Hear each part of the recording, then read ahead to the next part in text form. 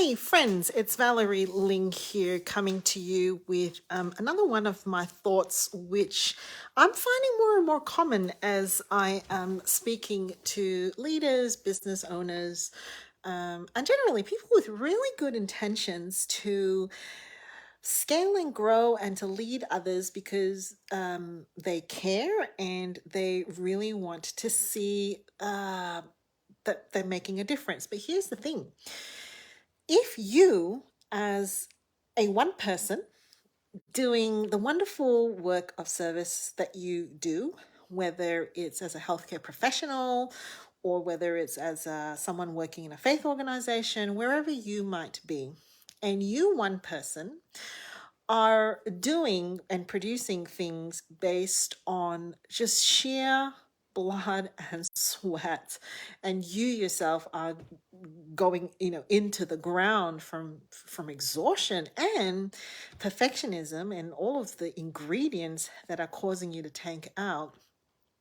Getting other people on board as part of your team and growing your team is not going to solve your problem, because what you will do is just replicate more work for yourself and more demands and burdens, because the root of what you and how you are doing things based on perfectionism and push and not resting and listening to high expectations of yourself, they're still there. So what you're going to do is you're going to replicate your team and replicate processes and replicate systems and all of these things that are founded on the same thing. And when you grow or when you lead others, you will pile onto your plate more of those things, except now it's worse because now your expectations for yourself include what you expect of yourself in leading others. What we really need to get used to before you even think about leading others is to actually make sure that you yourself have got some rhythms and patterns and you have formed in a way that honors and respects your rest, your capacity, and your knowledge, self-knowledge of how to go with flow. I'm going to use flow in two ways in this chat that I'm having with you. The first way is what we understand of it in pop psychology. Flow has got to do with knowing your own inspiration, intuition, motivation patterns and doing the things that really bring meaning and purpose to you, so that when you're in that zone, you have flow. Time stands still. You're super absorbed and super engaged in what you're doing. It's meaningful, it's joyful, and you love doing it, right? So don't replicate things that do not bring you a sense of flow. You're just not going to love what you do, because now it's going to get bigger. For me, I really do enjoy being with other people. If there's one thing that I know that gets me in flow, is when I'm innovating and creating and synergizing with other people. I'm not an empire builder. That doesn't bring me a sense of flow. I would rather go the other way. If you ask me to just acquire and accumulate assets and resources, I'm just not wired that way. But I really love creating something out of nothing. Whether it was as a musician, I used to love creating music. I used to love writing songs. I'd sit in my piano and I'd write things. I'd create weird, funky kind of chord structures.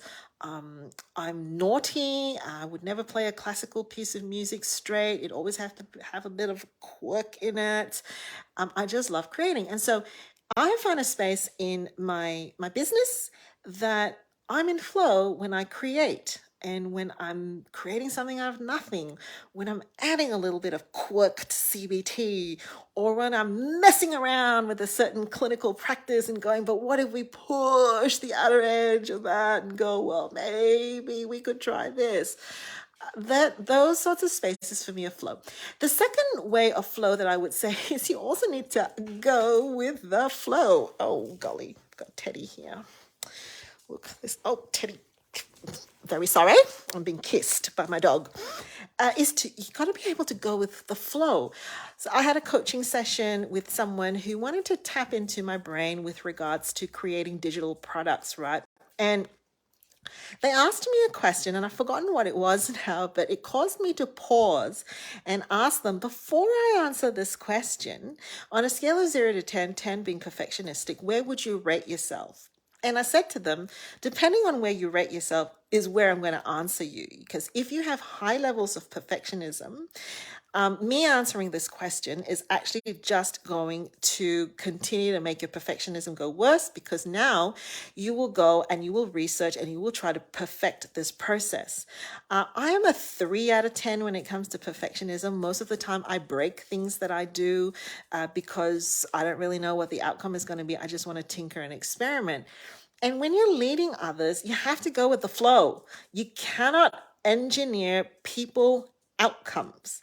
You cannot hold on to ways of doing things. You have to be flexible. You have to adapt. On the roller coaster, you can't just be cringing going up and then wishing, get me out of here, get me out of here, get me out of here when it's going down. You got to enjoy part of the thrill of the flow of going down. And so if you don't go with the flow in that regard, and you're already somebody who's hugely perfectionistic and wanting to hang on to the rails and not let go, and you want to color in the line, don't replicate your business or lead a team just yet. Work on yourself. It's not impossible. It can be done. If we don't work on those spaces and we let go and go with flow and go with the flow, we will just replicate what I like to call in my practice zombie babies. Don't ask me why I think of zombie babies, but it comes from the old school thinking for me. You know, when you photocopy a photocopy and you photocopy and you photocopy and you photocopy, it really does look like a zombie baby. Like when you look at it, you're like, what on earth am I looking at? I don't make any sense of it. That is what is gonna happen to you if you replicate yourself and you replicate your work and you replicate your team and you replicate your business and you replicate whatever it is you're doing based on burning yourself out into the ground. Don't do that. Not only will you replicate zombie babies, you will probably be a zombie. Okay, that's all I've had to say for you today.